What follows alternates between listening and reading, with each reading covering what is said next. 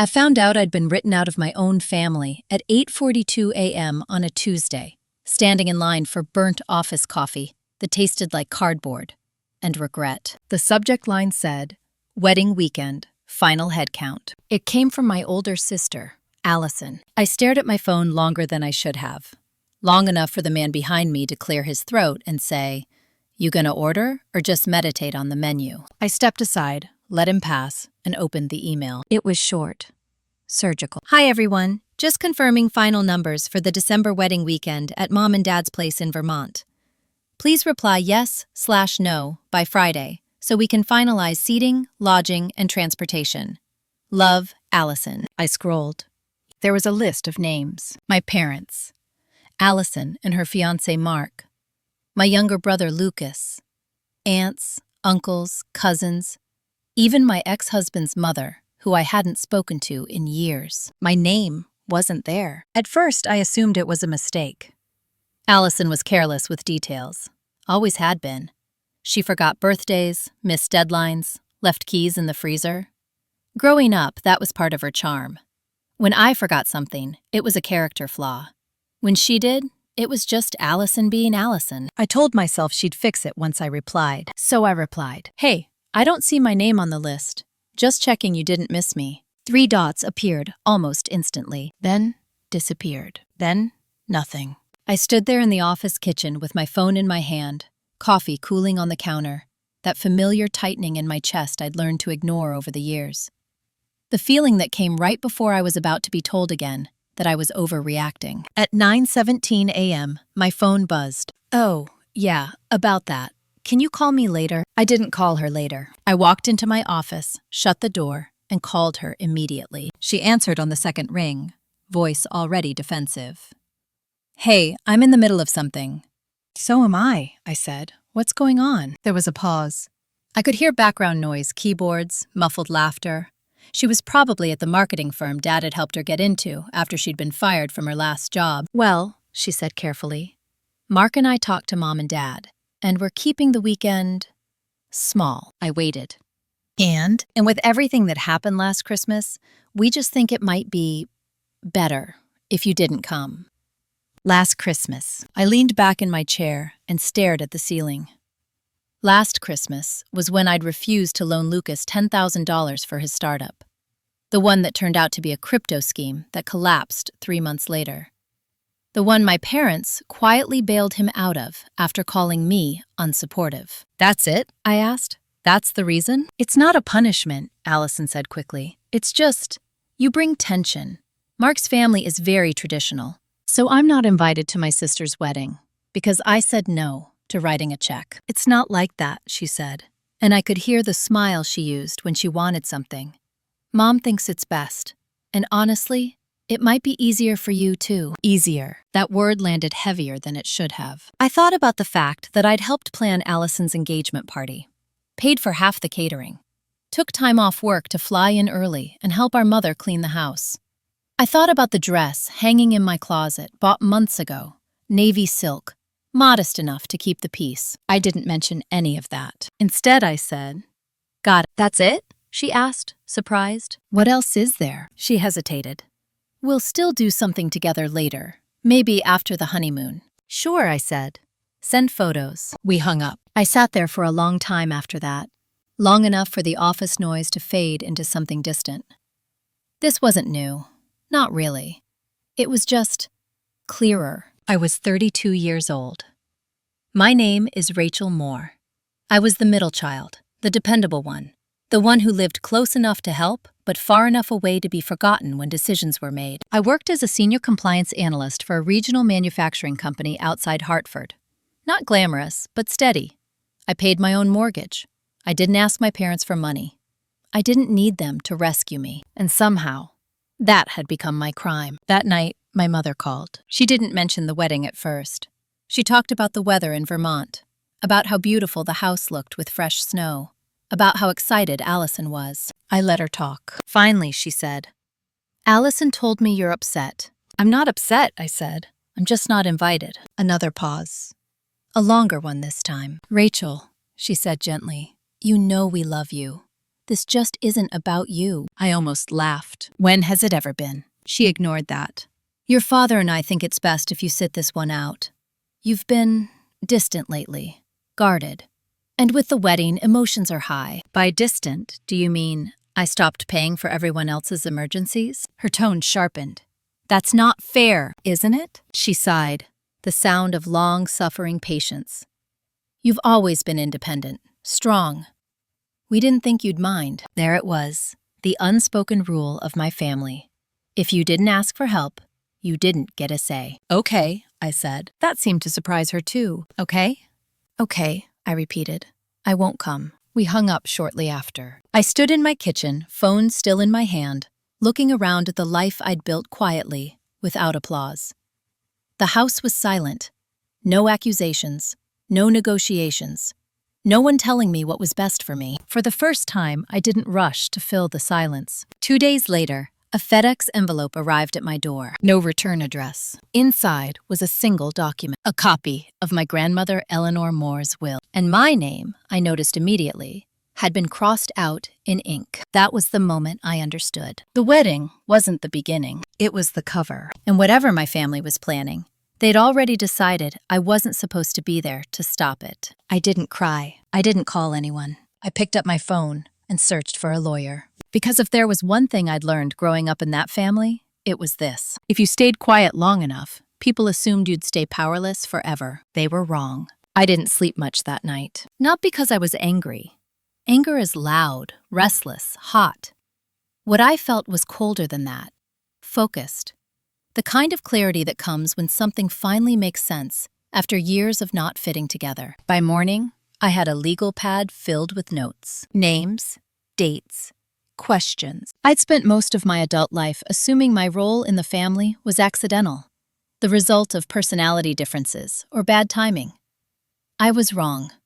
Roles like mine are assigned, maintained, enforced quietly. At 7:30 a.m., I was at my desk, coffee untouched, staring at my grandmother's will again. Eleanor Moore had died 18 months earlier, just after Thanksgiving.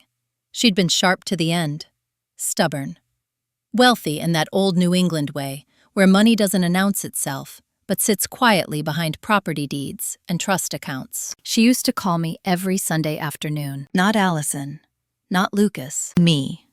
We talked about books, about politics she pretended not to care about the family business she never officially ran, but somehow always knew everything about. Moore Industrial Supply, founded by my grandfather in the 1960s, regional contracts, government clients, the kind of company that doesn't make headlines, but keeps the lights on in half the state. When Eleanor died, my father told me not to worry about the will. "Everything's handled," he said. "It's all very straightforward." At the time, I believed him. The copy in my hands said otherwise. My name was typed in the original document as a beneficiary of a discretionary trust. Not the largest share, but significant, enough to matter. Someone had taken a pen and drawn a clean line through it, initialed in the margin. G.M. Gerald Moore. My father. That alone didn't make it legal, but it made it intentional. At 9 a.m., I called the law firm listed at the bottom of the page. "Hawthorne and Blake, Estate Services," a woman answered. "My name is Rachel Moore," I said. "I have a question about my grandmother's will." There was a pause. Typing. "I'm sorry," she said carefully. "Are you a named beneficiary?" "I was," I said. "Originally." Silence stretched. Not confusion. Recognition. "I'll need to transfer you to Mr. Blake," she said. That told me more than any answer could have. 10 minutes later, I was speaking to a man with a calm voice and no wasted words. "Ms. Moore," he said, "how did you obtain a copy of this document?" "It was mailed to me," I said, anonymously. Another pause. "Are you aware," he asked, "that the will currently on file differs from the executed version your grandmother signed?" I closed my eyes. "Yes," I said. "I am now." What followed wasn't dramatic. No gasps, no moral lectures, just facts. The will had been amended 6 months before Eleanor's death. Not by Eleanor herself, but via a codicil submitted by my father as executor, citing diminished capacity and urgent need to clarify intentions. There had been objections, internal ones, A junior associate had flagged inconsistencies. They were overruled. Because family matters, Mr. Blake explained, often rely on trust. Trust can be misplaced, I said. Yes, he agreed. It can. By noon, I had a consultation scheduled.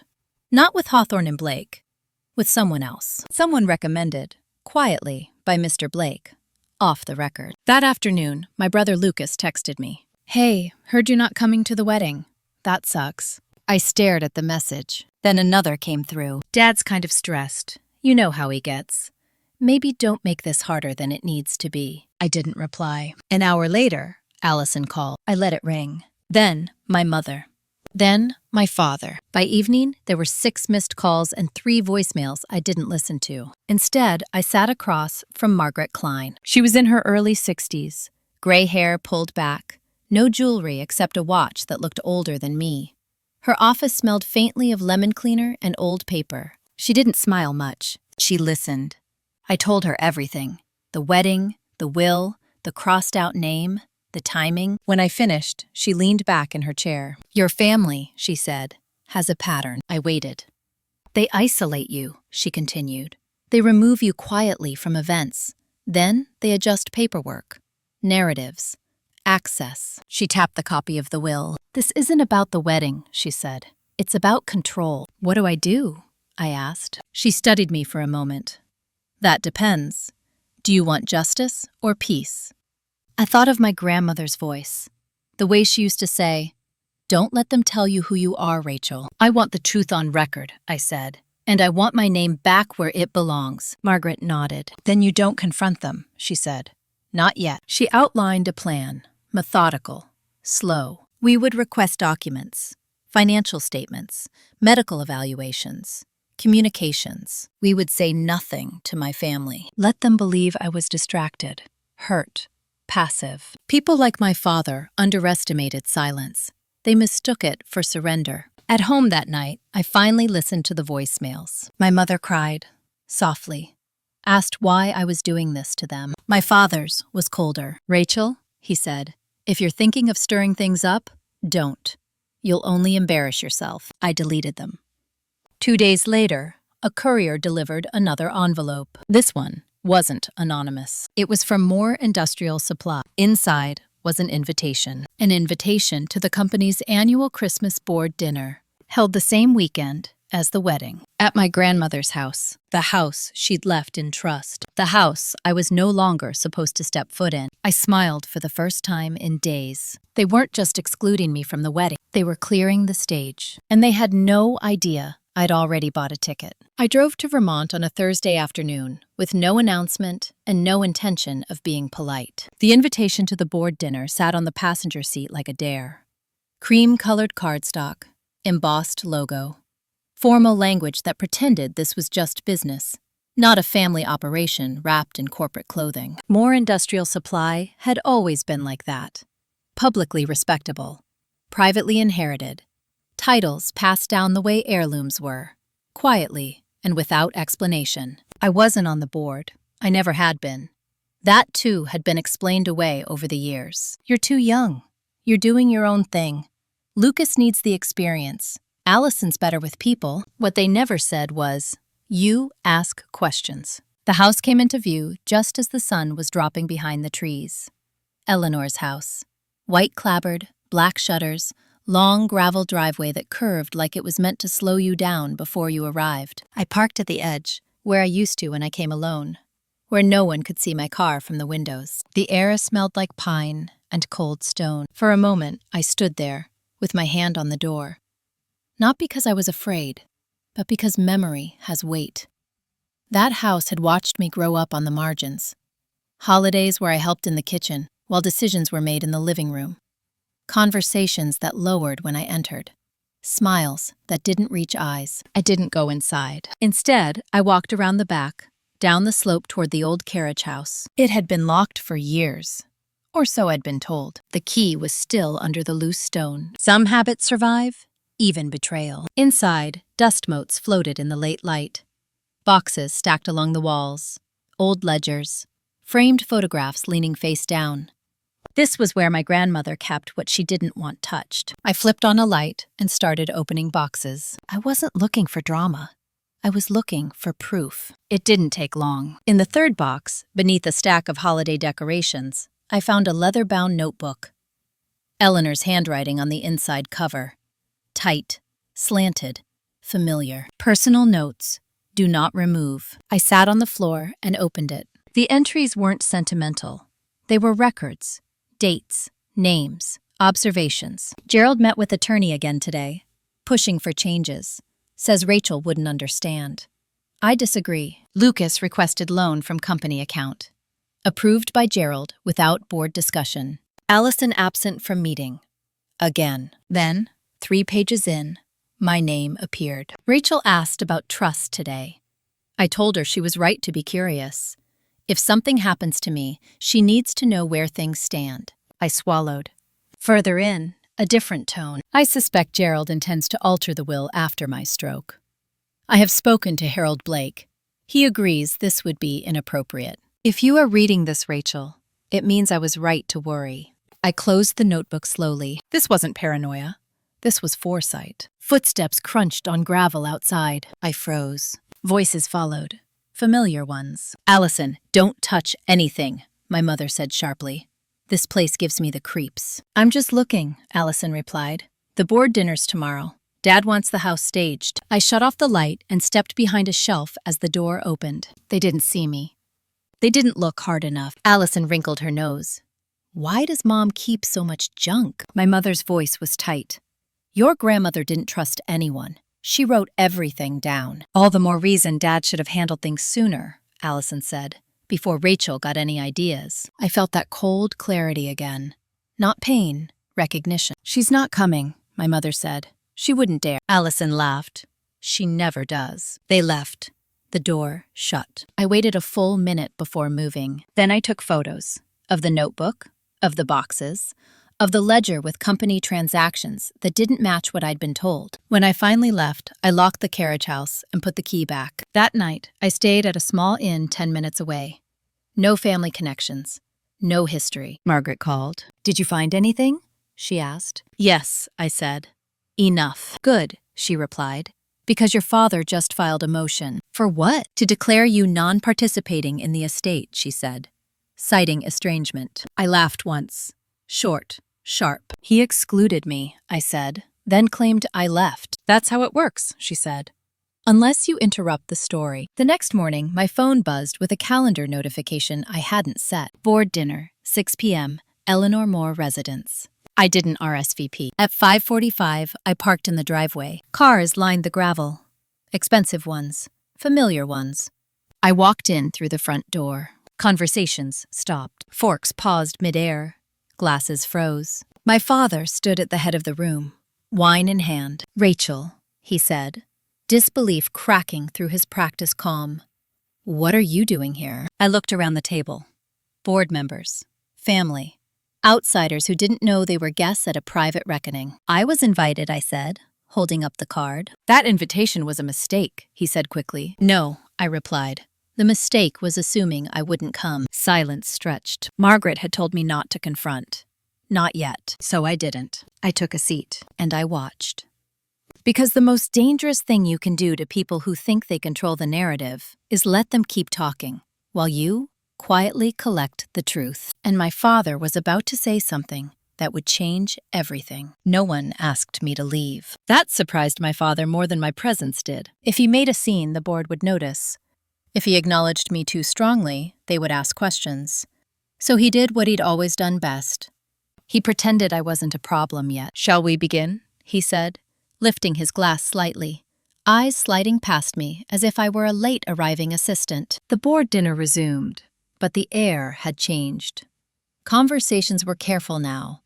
People watched their words. They watched me. I kept my posture relaxed, hands folded in my lap, listening. Gerald launched into a speech about stability, about legacy, about honoring Eleanor's vision while modernizing operations. He spoke the way men do when they're used to being believed. Across the table, Harold Jenkins, a longtime board member and one of my grandmother's old allies, kept glancing at me. Not suspicious, curious. Gerald moved on to finances. As you all know, he said, we've had to make some difficult decisions this year, streamlining certain obligations. He clicked a remote.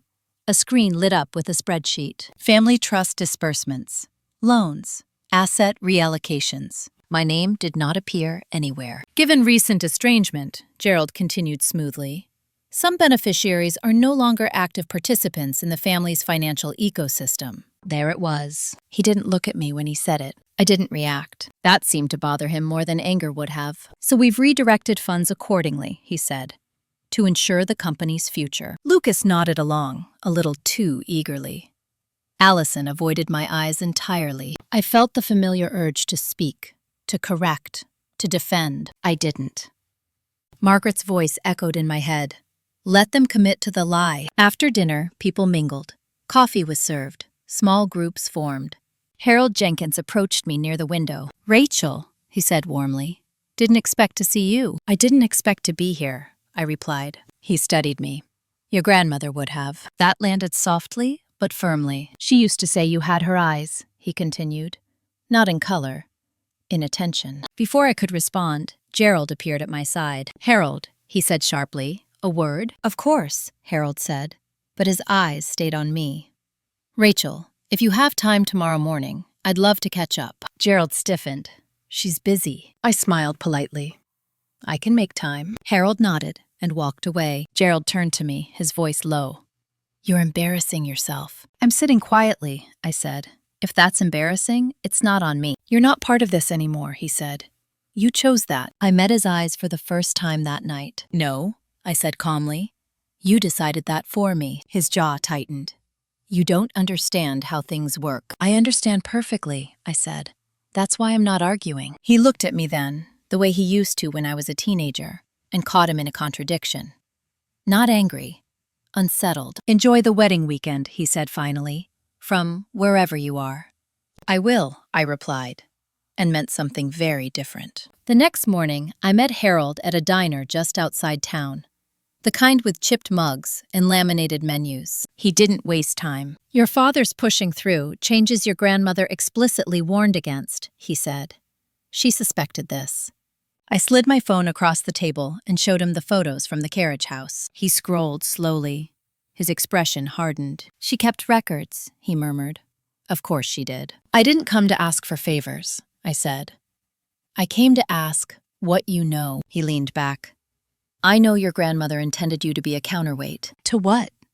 To Gerald, he said, and to the others who treat the company like a personal account. He paused. I also know the will on file isn't the last one she discussed. That caught my attention. She spoke to me 2 weeks before she died, he continued. She said if anything happened to the documents, I was to speak up. Did you? I asked. I tried, he said, but without proof, it was my word against Gerald's. I nodded. That's changed. Yes, he agreed. It has. When I returned home later that day, there was an email waiting from my father.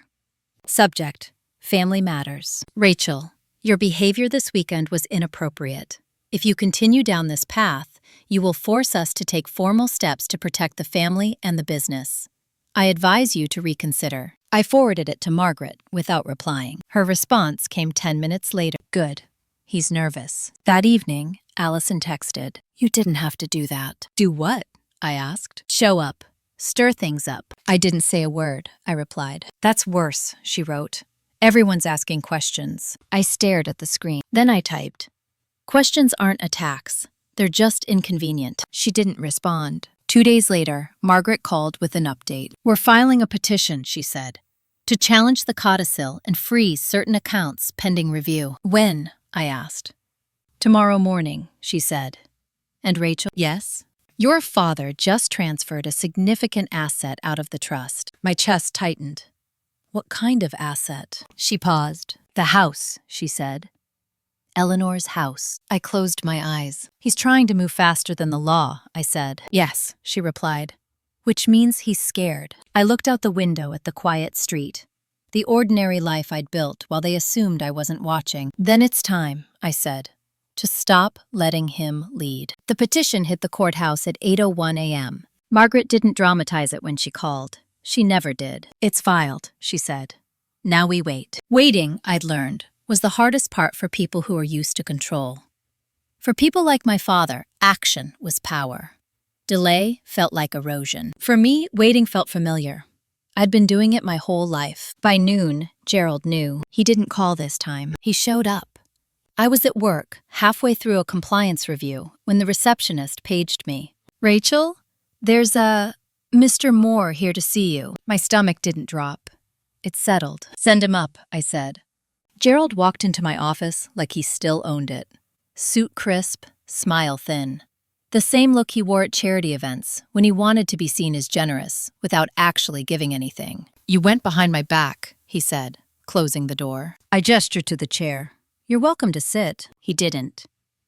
"You filed a petition to freeze assets," he continued.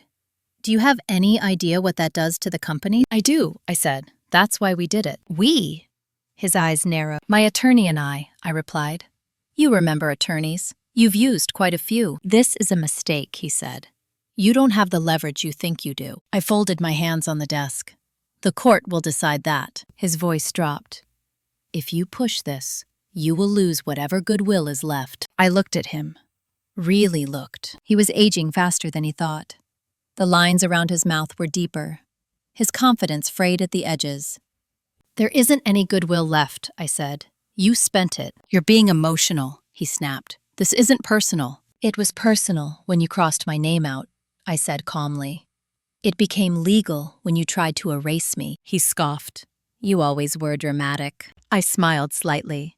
"And you always underestimated documentation." For the first time, he hesitated. "You don't want to do this," he said. "The family will never forgive you." I stood. "I'm not doing this to be forgiven," I said. "I'm doing it to be done." He stared at me for a long moment, then turned and left without another word. At 3:17 p.m., Margaret called again. "The judge granted a temporary freeze," she said. "Trust assets, property transfers, including the house." I let out a slow breath. "That was fast," I said. "Your father's transfer attempt raised eyebrows," she replied. "Judges don't like urgency that smells like avoidance." That evening, the family group chat exploded. "Lucas, what the hell is going on?" "Rachel, you need to explain yourself." "My mother. Why are lawyers involved? This is a family matter." I didn't respond. Instead, I watched as panic replaced certainty, as accusations turned inward. Lucas blamed Gerald for not looping him in. Allison blamed Lucas for always needing money. My mother tried to calm everyone, while quietly asking if the house was really frozen. It was the first time I'd ever seen them without a script. The next morning, Margaret sent me a forwarded email. "From More Industrial Supplies, CFO. Subject: clarification required." The board wanted answers. Not from Gerald. From the documents. Harold Jenkins had spoken up. So had two others, emboldened by the freeze. Turns out my grandmother had been right. The moment control cracked, truth rushed in to fill the gap. By Friday, the wedding weekend arrived. I didn't go to Vermont. I stayed home.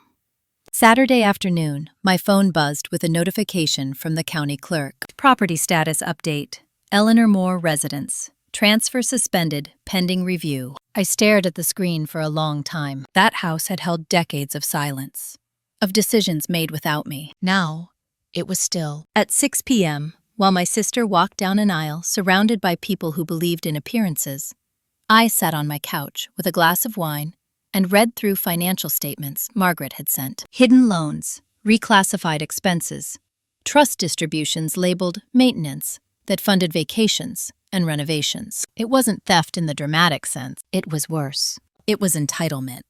Sunday morning, I woke to a voicemail from a number I hadn't saved. It was my grandmother's old neighbor. "Rachel," the woman said softly, "I heard what's happening. Your grandmother would be proud of you." I closed my eyes. Proud. That word felt unfamiliar, heavy, real. By Monday, the board had scheduled an emergency meeting. Gerald wasn't listed as chair. I didn't celebrate. I didn't gloat. I opened a new document on my computer and titled it simply "Next Steps," because this wasn't revenge. Not yet. This was reclamation. And the most important part was still ahead. The hearing was scheduled for a Tuesday morning. The kind of gray winter day that makes everything feel unfinished. Margaret told me not to expect drama. Probate hearings are procedural, she said. No speeches, no confessions, just records. That suited me. I didn't need my father to admit anything. I needed the truth to exist somewhere outside his control. The courthouse smelled like disinfectant and old paper.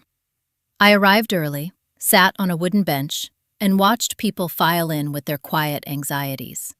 Divorces, custody disputes, estates unraveling in slow motion, family business, all of it. Gerald arrived 10 minutes late, flanked by a younger attorney I didn't recognize. His suit was immaculate. His face was not. He didn't look at me. Neither did my mother, who sat 2 rows back, hands folded tightly in her lap. Allison wasn't there. Neither was Lucas. That felt deliberate. When our case was called, Margaret stood. I followed. The judge was a woman in her early 50s, sharp-eyed, efficient. "Miss Moore," she said, looking at me. "You're contesting a codicil filed by the executor. On what grounds?" Margaret answered for me. "Undue influence, procedural irregularities, failure to disclose material changes." She spoke calmly, precisely, like someone laying bricks. Gerald's attorney responded with practiced confidence. He framed me as estranged, emotional, uninvolved. "She chose distance," he said. "Now she seeks disruption." I didn't react. Then Margaret submitted exhibits. Medical evaluation showing my grandmother's capacity was questioned, but never legally compromised. Emails between Gerald and the firm discussing timing advantages. The notebook. The judge leaned forward when she saw the handwriting. "This is the decedent's?" she asked. "Yes, Your Honor," Margaret replied. "Personal notes, maintained consistently over years." Gerald shifted. "Mr. Moore," the judge said, turning to my father. "Did you disclose these materials when submitting the codicil?" "No," he said. "I was not aware of them." The judge looked unimpressed. "Were you aware," she continued, "that you are not permitted to amend testamentary documents without clear, documented consent?" Gerald's jaw tightened. I believed I was acting in the family's best interest. That phrase again. The judge nodded once. "The court will determine interest." She granted the continuation, ordered a forensic review, extended the freeze. Gerald's authority over the trust was suspended, pending investigation. Just like that. Outside the courtroom, my mother approached me. Her voice was smaller than I remembered. "Rachel," she said, "this has gone too far." I looked at her. "You watched him cross my name out," I said quietly. "It went too far then." She shook her head. "You don't understand the pressure he was under." I did understand. That's why I didn't argue. "I understand exactly," I said. "That's why I didn't stop him." Her eyes filled. "You're tearing this family apart." "No," I said. "I'm letting it show its seams." She turned away. Outside, Margaret touched my arm. "You did well." "I didn't do anything," I said. She smiled slightly. "Exactly." That afternoon, the board meeting happened without Gerald. Harold Jenkins called me afterward. It was clarifying, he said. Several members had questions they'd been sitting on for years. "About me?" I asked. "About everything," he replied. "You were just the catalyst." By evening, the company's internal counsel had recommended an independent audit. Gerald emailed me that night. Short. Uncharacteristic. "You've made your point. Let's discuss a resolution." Margaret read it and shook her head. "He wants control of the ending," she said. "Don't give it to him." I didn't reply. Instead, I drafted a letter, not to Gerald, to the court, a declaration of intent. I wasn't seeking punishment. I wasn't demanding removal. I wanted acknowledgement, restoration, transparency, and my name reinstated as written. The next day, Allison called. Her voice cracked halfway through my name. "I didn't know," she said, "about the will, about the money." I believed her. That didn't change anything. "I'm getting married," she said. "This isn't how it was supposed to be." I stared out the window at the quiet street. "This was never about your wedding," I said. "It was about who gets to decide who matters." She was quiet. Then, "Are you going to destroy Dad?" I thought about the house, the notebook, the silence he'd relied on. "I'm not destroying him," I said. "I'm stepping out of the role he needed me in." She didn't know what to say to that. Neither did I.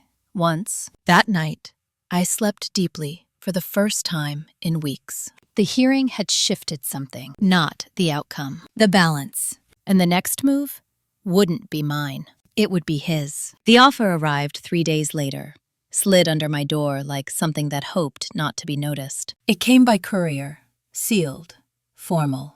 No greeting, no apology. Just numbers. Margaret and I sat at my kitchen table, papers spread out between us. She read first.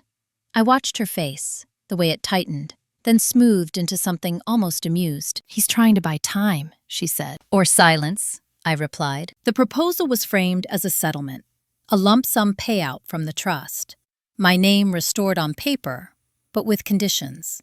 Confidentiality, non-disparagement, withdrawal from all current and future claims. In exchange, I would step away, quietly, permanently. "He wants the appearance of correction without the consequences," Margaret said.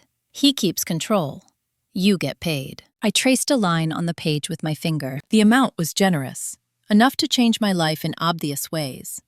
Enough that, 10 years earlier, I might have taken it, just to feel safe. "What happens to the house?" I asked. Margaret flipped a page. "Transferred to a holding entity, managed by the trust, controlled by him. And the board? No admission of wrongdoing," she said. "No governance changes." I nodded slowly. "He's learned something," I said. "Just not the right thing." Margaret leaned back. "You don't have to decide today." "I know," I said. "But I already have." I slid the papers back toward her. "No," I said. "I won't sign." She smiled. Not wide, just enough. "I thought you'd say that," she said. That evening, Lucas showed up at my door.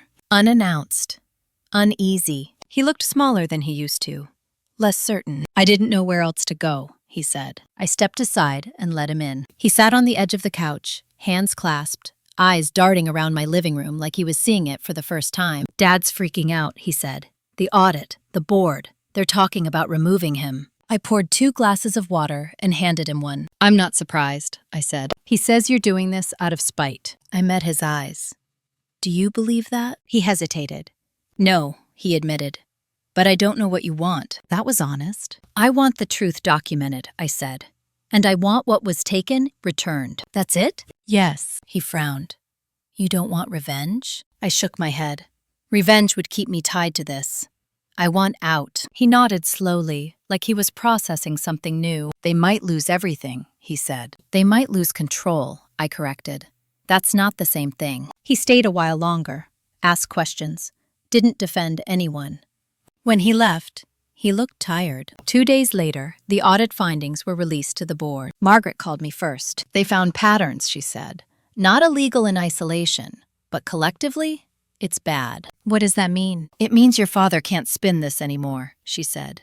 "And the board knows it." That afternoon, I received another email from Gerald. Longer this time. He wrote about sacrifice, about pressure, about legacy, about how families make difficult choices to protect themselves. He wrote, "You're still my daughter." I didn't reply. Instead, I asked Margaret to file a supplemental motion, one requesting court-appointed oversight of the trust, another requesting temporary stewardship of the house until proceedings concluded. She raised an eyebrow. "You're not asking for ownership." "Not yet," I said. "I'm asking for neutrality." The judge approved both. The house was placed under independent management. Gerald was formally removed as executor. When Allison called that night, she was crying. "They're saying Dad might step down," she said. "That this could follow him." "It will," I said, "because it already has." "Can't you stop this?" she asked. "Just let it end?" I closed my eyes. "It will end," I said. "Just not the way he planned." After we hung up, I sat alone in the quiet. I thought about all the times I'd stayed silent to keep things smooth. All the discomfort I'd absorbed so others wouldn't have to feel it. This was different. This wasn't loud. It was firm and irreversible. The next morning, Margaret sent me a single-line text. "He wants to meet. In person. Without attorneys." I stared at the message. Then I typed back, "Tell him yes. On my terms." Because there are moments when the most powerful thing you can do isn't to escalate. It's to sit across from someone who thought you'd never say no and say it calmly, once, and for the last time. We met in my grandmother's house. Not the dining room, Not the living room where holidays had been staged and stories rehearsed. The kitchen. The long oak table scarred with decades of use. The window that looked out onto the back field. The place where Eleanor used to stand with her hands on her hips, surveying everything like it still belonged to her. Because, in some ways, it did. The court-appointed property manager unlocked the door and left us alone. No lawyers, no audience. Just Gerald and me. He arrived 5 minutes late. A small thing, but intentional. He needed to feel like he still controlled the pace. He didn't sit right away. Walked around the kitchen, touched the counter, the cabinets. "They should have let me keep this," he said finally. "They didn't," I replied. He looked at me then. Really looked. Like he was trying to reconcile the person in front of him with the version he'd managed for years. "You didn't have to go this far," he said. I folded my hands on the table. "Neither did you." He exhaled sharply. "You don't understand what this cost me." "I understand exactly," I said. "You just never thought I'd count the cost." He pulled out a chair and sat. "This family needed stability," he said. "Your grandmother was unpredictable near the end." "She wasn't," I said. "She was cautious. About you." His jaw tightened. "She trusted you," he said. "She observed you," I replied. "There's a difference." Silence settled between us. He broke it first. "I made mistakes," he said. "But this exposure, it threatens everything." "That's not my responsibility," I said calmly. "My responsibility is to myself." He leaned forward. "What do you want?" I didn't answer immediately. I looked around the kitchen. The place where I'd washed dishes while decisions were made elsewhere. Where I'd been told to help, not to speak. "I want my name restored in the will," I said, unconditionally. He nodded once. "That can be arranged." "I want the trust governed independently," I continued. "Permanently." His lips pressed together. "You're asking me to step aside." "Yes." "And the house?" he asked. I met his eyes. "I want the right to buy it. At fair market value. First refusal." He stared at me. "You can't afford it," he said. "That's not for you to decide," I replied. He laughed once, bitter. "You think this makes you strong?" I didn't raise my voice. "I think it makes me free." His phone buzzed on the table. He ignored it. "Do you know what people are saying?" he asked. "That I manipulated my own mother. That I cheated my daughter." "I know what the documents say," I replied. "And so does the court." He stood abruptly and walked to the window. "I gave you everything," he said. "An education, opportunities." "You gave me expectations," I said. "I met them. You didn't." That landed harder than I expected. He turned back, eyes sharp. "If I agree to this, you walk away." "Yes," I said. "From this, not from the truth." He studied me for a long time. Then, quietly, "You were always like her." I knew who he meant. "That's why you tried to erase me," I said. "She saw through you." He closed his eyes. Finally, he nodded. "I'll agree," he said. "But I want one thing." I waited. "No more surprises," he said. "No more filings. No more public record." I considered it. "You follow through," I said. "In writing, through the court." He nodded. We stood. There was no hug, no reconciliation, just an understanding. At the door, he paused. "You could have had an easier life," he said. I looked back at the kitchen one last time. "I have a truer one," I said. That night, Margaret called. "He signed the preliminary terms," she said. "We'll formalize next week." "And the board?" I asked. "He's stepping down as chair," she said. "Effective immediately." I sat in silence. Not relief. Not triumph. Completion. Because power doesn't always change hands with a fight. Sometimes it shifts quietly, when someone finally refuses to play the role they were assigned. And once that happens, the old rules stop working. Once Gerald stepped down, everything he'd been holding together with authority and silence began to loosen. Not explode. Not collapse all at once. Unravel. It started with the board. Harold called me the morning after the signed terms were filed with the court. "Things are moving," he said, "faster than I expected." "Good or bad?" I asked. "Honest," he replied. Which is usually bad for people who relied on fog. The independent audit, once a formality, turned into a reference document. Emails were reread with new eyes. Expense reports were examined without assumptions. Decisions that had once been waved through because Gerald said so were now questioned. Not because of me, because the spell was broken. When leadership changes under scrutiny, people start remembering what they'd ignored. The interim chair was a woman named Denise Carter, mid-50s, former operations director. Competent, quiet. She'd spent years being talked over in meetings. Her first move wasn't dramatic. She asked for everything. Every contract, every trust-related transaction, every side agreement. Transparency, she called it. Gerald called it betrayal. He left her 3 voicemails the first day. She didn't return them. Lucas felt the shift immediately. He called me late that night, voice tense. "They froze my company card," he said. "Said it's under review." "It probably is," I replied. "I didn't do anything wrong," he insisted. "I know," I said.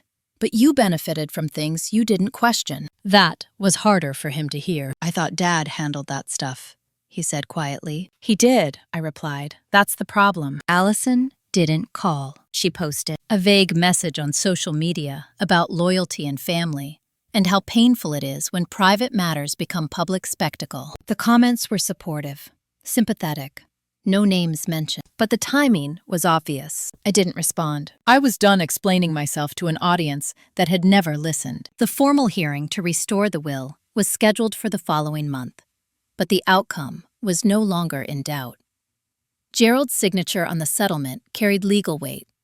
His resignation carried reputational weight. The house remained under neutral management. That part bothered him the most. Margaret told me he'd tried to argue for sentimental access. The judge denied it. Sentiment, it turned out, wasn't a legal argument. One afternoon, as I was leaving work, I saw my mother sitting in her car across the street. She waited until I noticed her. I walked over. She rolled down the window, eyes tired, voice stripped of its usual composure. "He's not handling this well," she said. "I know," I replied. "You didn't have to humiliate him," she said. I met her gaze. "I didn't humiliate him," I said. "I stopped protecting him." She looked away. "The house," she said softly. "That was supposed to stay in the family." "It is," I replied.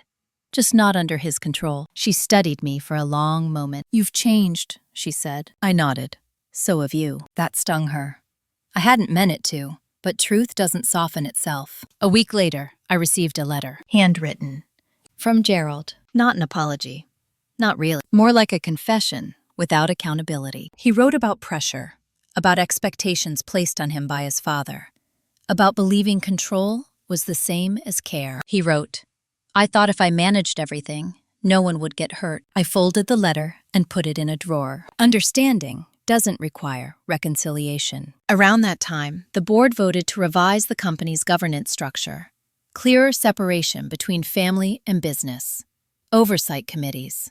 External advisors. Changes my grandmother had suggested years ago. Changes Gerald had blocked. Denise called me after the vote. "I don't know what your future plans are," she said, "but if you ever want a role here, I think you'd be an asset." I thanked her and declined. I wasn't interested in inheriting another system built on obligation. Instead, I focused on my own life, on work that ended at reasonable hours, on friendships that didn't require performance, on silence that felt peaceful, not tense. One evening, as I sat in my living room reading, my phone buzzed with a real estate notification. Eleanor Moore Residence. Listing status updated.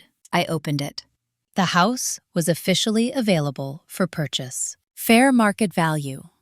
First right of refusal, Rachel Moore. I stared at the screen longer than I expected to, not because I felt triumphant, because choice feels unfamiliar when you've spent years without it. I forwarded the listing to Margaret. Her reply came back almost immediately. "Whenever you're ready." That night, I dreamed of the kitchen, not the confrontation. Just the table, the window, light falling across worn wood. Not as a battlefield, as a beginning. I didn't rush the decision. That surprised everyone who knew me well enough to comment. They expected momentum, closure, a symbolic reclaiming of space. What they didn't understand was that for most of my life, decisions have been rushed for me, made around me, framed as inevitable. This one wasn't. I asked Margaret for the inspection report. Then, the second one. I requested maintenance records going back 20 years. I reviewed zoning restrictions, tax implications, trust-related liabilities that could follow the property if anything had been handled sloppily. Not because I was afraid, because I finally had the luxury of being thorough. I drove up to Vermont alone on a Saturday morning, without telling anyone. No announcement, no rehearsal. The property manager met me at the gate, handed me the keys, and left. The house was quiet, in a way that felt different now. Not tense. Empty, but not abandoned. I walked room to room slowly. The formal dining room, where my grandmother hosted holidays that always felt slightly staged. The living room, where Gerald used to sit at the center, holding court. The upstairs hallway, where Allison and I shared a bathroom growing up.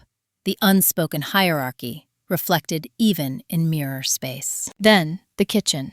The same oak table.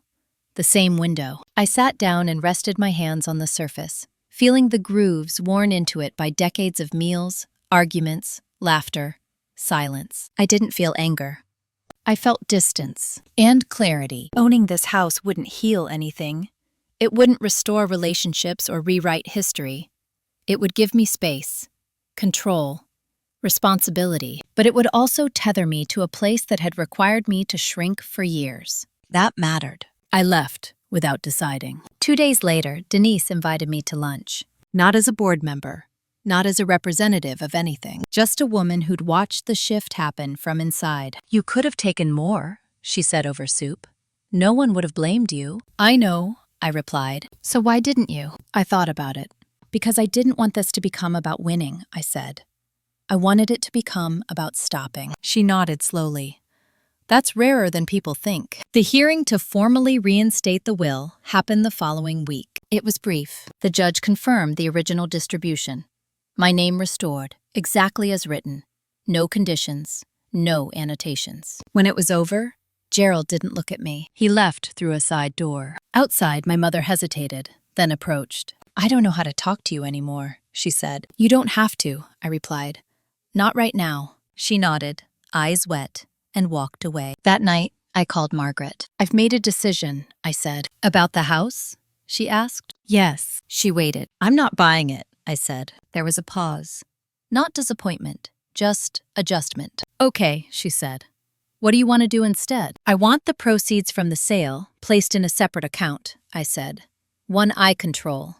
I want to fund something my grandmother cared about." Margaret smiled, even over the phone. "Education?" "Access," I corrected. "Legal access. For people who don't know how to protect themselves when family turns complicated." "That's very Eleanor," she said. "I know." The house sold within 3 weeks. The buyer wasn't Amor, wasn't local, didn't know the history. That felt right. Lucas called when he heard. "You really let it go," he said. "Yes," I replied. "I don't think I could have," he admitted. "That's okay," I said. "You don't have to." Allison didn't call. She sent a message. "I hope you're happy." I read it twice. Then I replied, "I'm at peace." Which was true, because peace doesn't look like reconciliation. Sometimes it looks like space, and sometimes choosing yourself isn't dramatic. It's quiet, final, and long overdue. After the house sold, the noise faded faster than I expected. Not the public kind. There hadn't been much of that to begin with. This wasn't a scandal that trended, or a story that strangers dissected online. It was quieter, domestic. The kind of unraveling that happens behind closed doors and shows up months later in small, permanent ways. Gerald moved out of the rental he'd taken after stepping down and into a smaller place closer to town. I heard that from Lucas, not directly. My father never contacted me again after the hearing. Not angry, not apologetic, just gone. That absence felt different than the silence before. Before, it had been strategic, a way to withhold. Now, it felt like retreat. My mother sent a card for my birthday. No gift, no return address. Just a sentence written in careful handwriting. "I hope you're well." I put it in a drawer with the letter Gerald had written months earlier. Not as evidence, not as leverage, just as reminders of where I'd been. Lucas and I started having coffee once a month. Neutral ground. No family updates unless one of us asked. He didn't defend anyone anymore. He didn't ask me to soften anything either. One afternoon, he surprised me. "I'm paying off my debts," he said. "All of them." I raised an eyebrow. "That's a big shift." He shrugged. "Turns out when Dad's not smoothing things over, you have to face numbers." I smiled faintly. They have a way of doing that. Allison stayed distant. I stopped expecting her not to. She built her life the way she always had, around proximity to approval. When the center moved, she moved with it. That was her survival strategy. It wasn't mine anymore. The Legal Access Fund took shape slowly. Not flashy, no press release, just a quiet partnership with a nonprofit Margaret recommended.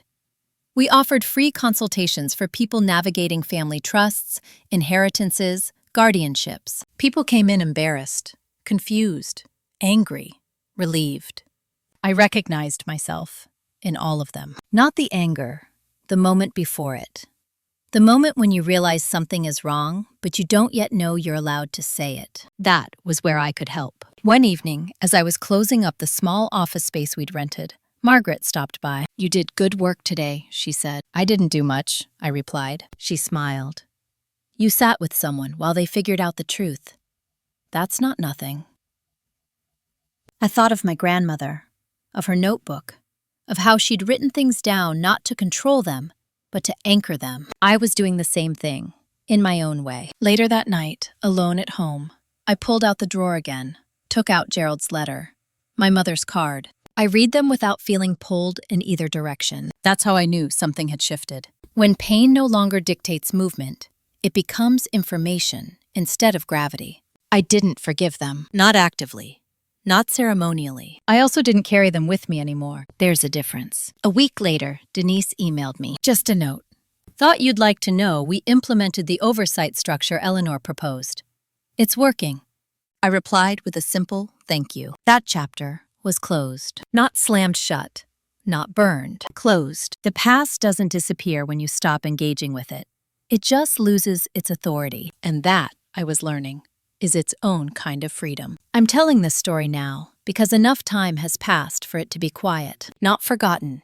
Not softened. Just settled. There was no final confrontation after everything wrapped up. No dramatic apology. No moment where my family suddenly understood what they'd done and asked to be let back into my life. Real life doesn't work like that. What happened instead was smaller and more permanent. I chose not to attend holidays that felt like performances. I chose not to explain my decisions to people who only listened when it benefited them. I chose not to translate my boundaries into language that made others more comfortable. I chose myself, without announcing it. The legal process ended exactly the way Margaret said it would. The trust was restructured. My grandmother's intentions were honored, in writing and in practice. Oversight remained in place. No one could quietly rewrite anything again. There were no loopholes left. The fund we created grew slowly, steadily, one consultation at a time. A woman trying to protect her inheritance from a controlling sibling. A man navigating a will that suddenly changed after his father remarried. A grandmother afraid her wishes would be ignored once she was gone. I never told them my whole story. I didn't need to. I just listened, asked the right questions, gave them back something most people don't realize they've lost until it's gone. Agency. Sometimes they thanked me. Sometimes they didn't. That was fine. I wasn't doing it for gratitude. I was doing it because I knew what it felt like to be quietly erased while everyone insisted nothing was wrong. Lucas and I still meet for coffee. He talks less about the family now and more about his own life. Real plans, real consequences. He doesn't ask me to mediate anymore. He doesn't expect me to absorb tension so he can avoid it. That alone tells me he's changed. My mother stopped calling after a while. Not angrily, not dramatically. Just fewer attempts, spaced farther apart, until they ended. I don't think she hates me. I think she doesn't know how to exist outside the roles she built her life around. I can live with that. Allison remains a distance I no longer try to cross. If she ever wants a relationship not based on comparison or approval, she knows where to find me. I'm not waiting. As for Gerald, I heard through Harold that he's consulting now, advising smaller firms. No board seats. No authority that can't be revoked. He still tells the story his way, I'm sure. I don't correct it. The truth doesn't need my participation anymore. It's documented, independent, out of reach. That's the thing people don't tell you about justice. The most meaningful kind doesn't end with applause. It ends with quiet, with choices that don't require permission, with the absence of fear where it used to live. If you're still listening to this, maybe it's because something in it feels familiar. Being excluded, being written out, being told you're too much when all you did was notice the imbalance. Here's what I learned, and I'll say it once. Love that requires you to stay small isn't love. Peace that depends on your silence isn't peace. And family that only functions when you give up your agency is not a system you're obligated to preserve. You don't need to destroy anyone to reclaim yourself. Sometimes the most powerful act of revenge isn't payback. It's withdrawal. It's choosing not to play a role that was designed to cost you everything. I didn't win. I didn't lose. I stepped out. And in doing so, I kept something that mattered more than inheritance, approval, or legacy. My name, my voice, my life. If this story made you reflect on your own family, your own boundaries, or a moment where you realized you had to choose yourself, I'd love to hear from you. Share your thoughts in the comments. Let me know where you're watching from. And if you want to hear more stories like this realistic, uncomfortable, and honest, consider subscribing. Sometimes the most important stories aren't about what we survive. They're about what we refuse to carry forward.